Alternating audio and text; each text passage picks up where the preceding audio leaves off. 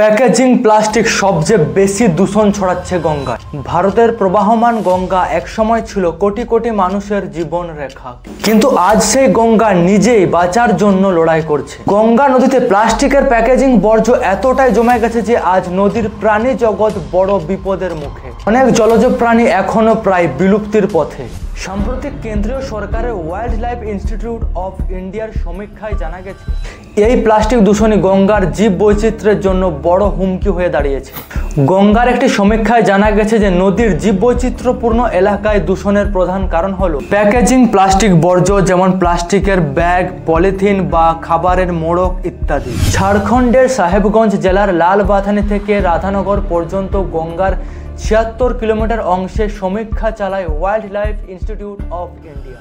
এখানে ৫২% দূষণ ঘটেছে প্যাকেজিং প্লাস্টিক থেকে, ২৩% শক্ত প্লাস্টিকের টুকরো থেকে, ৫% তামাকজাত পদার্থ থেকে এবং ৪.৫% কাপ, প্লেট, চামচের মতো গৃহস্থালী জিনিসের টুকরো থেকে। এই এলাকা কেবল গঙ্গার জল প্রবাহ নয়, বরং গঙ্গার হৃদয়স্থল এখানেই বাস করে গঙ্গার শুশুক, ভোঁদড়, ঘড়িয়াল আর নানা প্রজাতির বিপন্ন কচ্ছপ। কিন্তু প্লাস্টিক দূষণে তাদের বেঁচে থাকার লড়াইকে অসম্ভব করে তুলেছে। নদীর তলদেশে অতি ক্ষুদ্র ব্যাকটেরিয়া হলো জলজ জীবনের ভিত্তি, কিন্তু বর্জ্যের স্তূপ জমে গেলে সবার আগে এই ব্যাকটেরিয়াই নষ্ট হয় এবং তাদের ধ্বংস মানে গোটা বাস্তুতন্ত্র ভেঙে পড়া।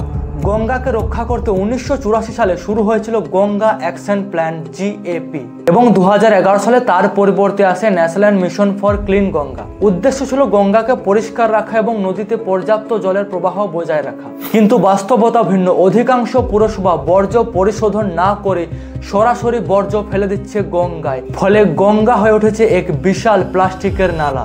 গঙ্গা একটি কেবল নদী নয়, এটি আমাদের সংস্কৃতি, আমাদের অস্তিত্ব এবং আজ আমরা যদি সচেতন না হই তাহলে আমাদের পরবর্তী প্রজন্ম কেবল গঙ্গা নদীকে ইতিহাস বইয়ের পাতাতেই দেখতে পাবে। তাই প্লাস্টিকের ব্যবহার কমান, বর্জ্যকে আলাদা করুন, গঙ্গাকে তার প্রাণ ফেরাতে সাহায্য করুন এবং আপনারা সাবস্ক্রাইব করতে বারবার ভুলে যাচ্ছেন, প্লিজ সাবস্ক্রাইব করুন।